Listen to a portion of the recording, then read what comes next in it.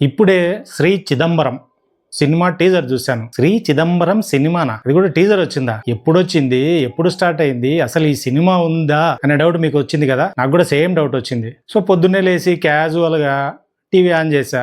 So ఈరోజు ఏమొస్తున్నాయా ఏంటి చూద్దామని చూస్తే తెలుగు ఇండస్ట్రీలో సగం మంది డైరెక్టర్లు ఒక డయాస్ మీద కనపడినారు. ఏంటబ్బా ఇంతమంది డైరెక్టర్లు డయాస్ మీద, అసలు ఏం జరుగుతుంది అని కొంచెం అలా చూసుకుంటూ వెళ్ళా. చూస్తే వీళ్ళంతా ఒక టీజర్ లాంచ్కి వచ్చినారు. ఆ టీజర్ ఏదో కాదు, అదే 'శ్రీ చిదంబరం'. ఇంకా రెగ్యులర్ గా మాట్లాడిన తర్వాత మెయిన్ ఆ డైరెక్టర్ వచ్చినాడు, వినయ్ రత్నం. సో ఈ అబ్బాయి మాట్లాడడం స్టార్ట్ చేసినాడు. సో ఈ చూస్తే చాలా యంగ్ ఉన్నాడు. సో లాస్ట్కి అబ్బాయి తన ఏజ్ చెప్పినాడు అనుకో, 27 ఇయర్స్ అంట. సో ఈ సినిమా గురించి చెప్తూ సినిమా కష్టాలు అన్నీ చెప్పినాడు. అంటే ఎప్పుడు స్టార్ట్ అయింది, ఎన్ని కష్టాలు పడినాము, ఎలా ఈ స్టేజ్కి రావడానికి ఇదంతా చెప్తుంటే నాకేదో సినిమా ఏమంటారు ప్రమోషన్ అదే పబ్లిసిటీ స్టంట్ లాగా అలా అనిపించింది ఫస్ట్ అయితే. కానీ మొత్తం విన్న తర్వాత ఎక్కడో ఒక చిన్న జెన్యూన్ ఫీలింగ్ అయితే కలిగింది. సో దాంతో టీజర్ చూద్దాంలే అని టీజర్ చూడడం స్టార్ట్ చేశాను. So before that, hi hello, welcome back to our channel బాకా బ్రదర్స్ ఒపీనియన్స్. కొత్తగా వచ్చిన వాళ్ళు సబ్స్క్రైబ్ చేసుకోండి. ఆల్రెడీ ఛానల్ను ఫాలో అవుతున్న వాళ్ళు లైక్ చేయండి, షేర్ చేయండి, పక్కన ఉన్న బెల్ ఐకాన్ కూడా క్లిక్ చేయండి. సో టీజర్ చూసిన తర్వాత నాకు కలిగిన ఫస్ట్ ఫీలింగ్ ఏంటంటే, సో ఒక జెన్యూన్ అటెంప్ట్ అయితే అనిపించింది.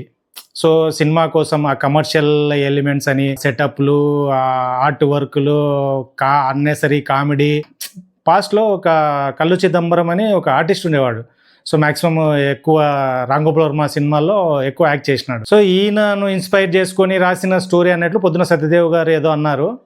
సో ఏం లేదు, ఆ కల్లు చిదంబరం గారికి ఏంటంటే, సో ఆయనకు స్క్వింటైస్ అంటే మెల్లకన్ను ఉండేది. సో ఇందులో కూడా ఈ 'శ్రీ చిదంబరంలో కూడా హీరోకు ఆ మెల్లకన్ను. సో దాన్ని కవర్ చేస్తూ బ్లాక్ గ్లాసెస్ పెట్టుకుంటాడు. సో ఈ గ్లాసెస్ తీసి నార్మల్ గా తిరగడమే ఈ స్టోరీ. అంటే ఏంటి, ఇన్ఫీరియారిటీ కాంప్లెక్స్ తో బాధపడుతున్న హీరో నార్మల్ లైఫ్లోకి వచ్చి తనకున్న డిఫెక్ట్ను కూడా ఇష్టపడి నార్మల్గా బతకడం. ఇది కాన్సెప్ట్, నాకు అర్థమైన కాన్సెప్ట్. అతన్ని లవ్ చేసే అమ్మాయి ద్వారా. అయితే చాలా సింపుల్, అంటే టౌన్ బ్యాక్డ్రాప్లో జరిగే స్టోరీ కదా. క్యారెక్టర్లు కూడా అంతే సింపుల్గా ఉన్నాయి. అతను హీరో వంశీ, హీరోయిన్ సంధ్య.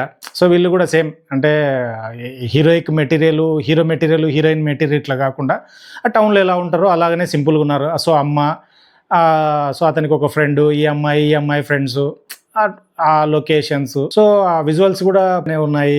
మ్యూజిక్ డీసెంట్ ఉంది. ఆ టీజర్ మధ్యలో ఒక సాంగ్, అది కూడా డీసెంట్గా ఉంది. ఒక డైలాగ్ కూడా బాగుంది.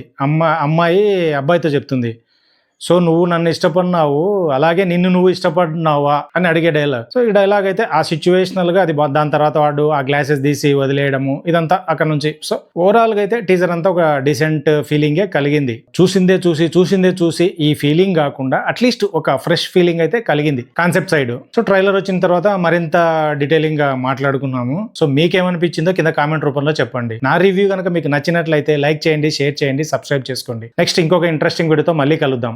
అంతవరకు tata, bye bye, good by.